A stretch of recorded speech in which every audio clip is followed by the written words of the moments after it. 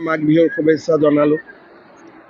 গুৰেশ্বৰবাসী ৰাইজৰ এটা দীৰ্ঘদিনীয়া দাবী আছিলে গুৰেশ্বৰ উৰণ সেতু এখন আমাৰ গোটেইখিনি হৈ গ'ল। উৰণ সেতুখন বনাবৰ কাৰণে চৰকাৰে সিদ্ধান্ত লৈছে, প্লেন এষ্টিমেটৰ কাম চলি আছে, হৈ যাব।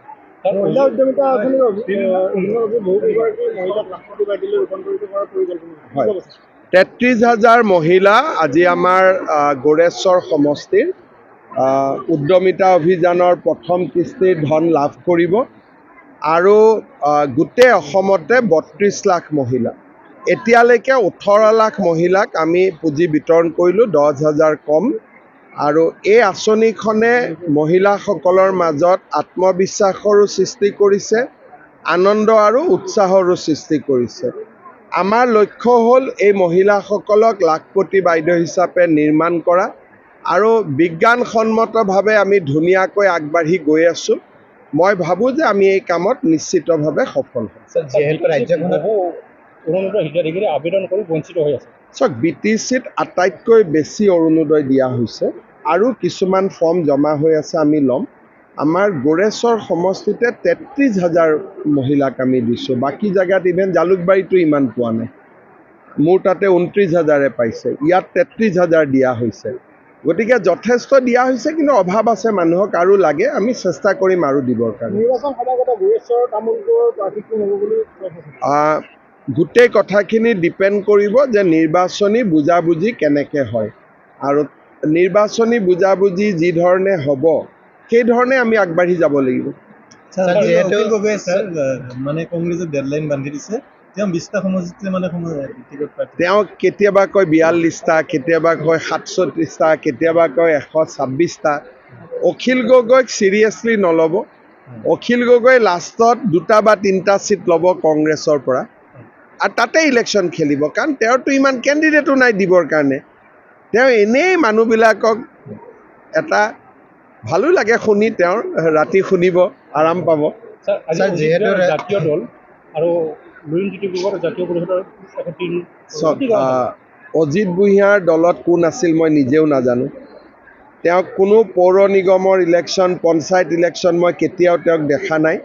তেওঁ নিজে আছিলে নিৰ্দলীয়, এতিয়া লুৰিণজ্যোতি গগৈৰ লগত গৈছে, ভাল কথা। কিন্তু ৰাজনীতিক দৃষ্টিভংগীৰ পৰা অজিত ভূঞাৰ কিবা ৰাজনৈতিক প্ৰভাৱ আজিলৈকে মই দেখা নাই, ভৱিষ্যতৰ কথাটো মই নাজানো। অগপৰ সৈতে চিন্তন মিত্ৰতা সম্পৰ্কিত আমাৰ আলোচনা চলি আছে, অগপৰ লগতো চবৰ লগতে আলোচনা চলি আছে। 15 ফেব্ৰুৱাৰীৰ আগতে আমি ঠিক কৰি ল'ম। যিহেতু ৰাজ্যত জেহাদী হিফাইছে, এনআইৰ ইনভেষ্টিগেশ্যন কেতিয়ালৈকে? ইয়াত NIA বহুত কেইটা ইনভেষ্টিগেশ্যন কৰি আছে। কেইটামান দিন আগতেতো NIA ইনভেষ্টিগেশ্যনত কেইবাজনো ব্যক্তিৰ যাৱজ্জীৱন কাৰাদণ্ডও হৈছে।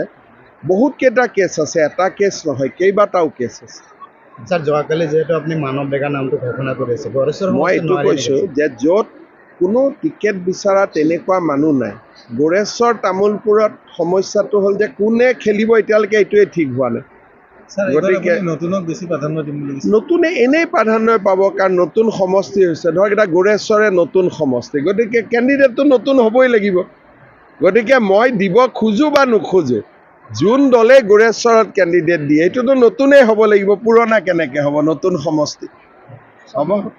পৰিষদীয় নিৰ্বাচনত বিজেপি যিসকল পাৰিষদ জয়ী হৈছিল, কোৱা হৈছিল তেওঁলোকে জয়ী হ'লে কাৰ্যবাহী সদস্যত্ব দিয়া হ'ব, কিন্তু পূৰ্ণাংগভাৱে দিয়া হোৱা নাই। আমাৰ কথাটো হ'ল যে আমিতো ইমান জিকিবও পৰা নাই। গতিকে হাগ্ৰামা মহিলাই ডাঙৰীয়াৰ লগত মোৰ কথা হৈছে যে তেওঁ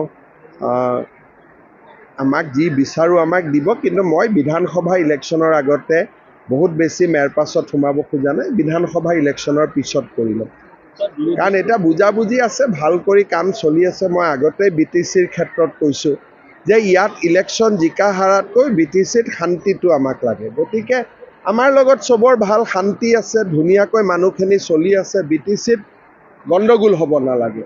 গতিকে আমাৰ যিটো মূল লক্ষ্য, ইলেকশ্যন জিকা, EM হোৱা, MCLA হোৱা, এইটো নহয়। BTCৰ শান্তিটোৱে আমাৰ মূল উদ্দেশ্য। কাৰণ মই আগতে আপোনালোকক কৈছোঁ যে যোন পাৰ্টীয়ে নিজিকক কিয় আমাৰ লগতেই থাকিব। সেইকাৰণে ইয়াত আমি বহুত বেছি ৰাজনীতি নকৰোঁ, আমি ইয়াতে উন্নয়নৰ কামখিনিহে কৰোঁ। বিধানসভা নিৰ্বাচনত UPPৰ লগতো আপোনালোকৰ বুজাপৰা থাকিব। চেষ্টা হ'ব যে UPPL, BPF দুইটাই লগত থাকিব লাগে। কিন্তু মই ক'লেইতো চব কাম নহ'ব। চেষ্টা আমি কৰিম, কিন্তু কেতিয়াবা চেষ্টাটো সফল হ'ব, কেতিয়াবা নহ'ব, কাৰণ তেওঁলোকৰ ডাইৰেক্টলি প্ৰতিদ্বন্দ্বিতা আছে। কিন্তু তাৰ মাজতো বিজেপিৰ লগত দুইটা দলৰে কোনো সংঘাত নাই, গতিকে আমি চেষ্টা কৰিম যে একেলগে মিলি ইলেকশ্যন খেলাৰ কাৰণে। হয়তো সফল হ'ব পাৰোঁ, হয়তো সফল নহ'বও পাৰোঁ। সেইটো ফেব্ৰুৱাৰীৰ 15 তাৰিখৰ আগতেহে প্ৰতিচ্ছবিটো আপোনালোকে গম পাব। স্যাৰ গৌৰব গগৈৰ কেছটো কি হ'ল? খুব সোনকালে আমি গৌৰৱ গগৈৰ যিটো পাকিস্তানৰ সৈতে জড়িত যিটো সম্পৰ্ক, তাৰ আমি গোটেই কাগজ পত্ৰ ৰেডি কৰি লৈছোঁ। আমাৰ অফিচাৰসকলে এইকেইদিন কামো কৰি আছে। খুব সোনকালে মই আপোনালোকৰ আগত এইখিনি দি দিম। এইটো আমি জুবিনৰ ঘটনাটোৰ কাৰণে ৰখি দিবলগীয়া হ'ল, গতিকে জানুৱাৰী মাহ পাৰ হৈ ফেব্ৰুৱাৰী নাপায়, জানুৱাৰীতে এইটো বিষয় আপোনালোকক আমি ক'ব পাৰিম। মানে গৌৰৱ গগৈ ইলেকশ্যন খেলিব নাপায়। চাওক, মানুহৰ আটাইতকৈ ডাঙৰ কথা যে পাকিস্তান ভাৰতৰ এখন শত্ৰু ৰাষ্ট্ৰ, আমাৰো শত্ৰু ৰাষ্ট্ৰ। ইলেকশ্যন খেলা নেখেলাতকৈও যে পাকিস্তানৰ লগত সম্পৰ্ক থকাটো উচিত নে অনুচিত, এই গোটেই কথাবিলাক অসমৰ ৰাইজে বিচাৰ কৰিব। আপোনালোকে চাওক, আজিৰ পৰা 4 মাহ আগতে গৌৰৱ গগৈয়ে স্বীকাৰ কৰিলে যে মোৰ 2টা ল'ৰা ব্ৰিটিছ। আজিলৈকেতো ভাৰতীয় নকৰিলে। ঠিক আছে, ভুলতে কোনোবা ক'লে ক'ভিডৰ সময়ত লৈ ল'লে, কিবাৰ সময়ত লৈ ল'লে, যি ক'লে আমি এইবোৰ এৰি দিলোঁ। কিন্তু আজি 4 মাহ তেওঁ যদি ধৰি ল'লোঁ তেওঁ অসমৰ মুখ্যমন্ত্ৰী হ'ব খোজে, তাৰমানে মুখ্যমন্ত্ৰীগৰাকীৰ ঘৈণীয়েকো ভাৰতীয় নহয়, ল'ৰা ছোৱালী দুটাও ভাৰতীয় নহয়। অফিচাৰসকলে কি সাহসত গৈ ঘৰত কথা পাতিব যে 4জন মানুহ 3জনে বিদেশী? গতিকে এই কথাবিলাক অসমৰ মানুহে জানে, বুজে, শুনে, আৰু অসমৰ মানুহে এনেকুৱা মানুহক কেতিয়াও অসমৰ বৰঘৰত সোমাবলৈ অনুমতি নিদিয়ে।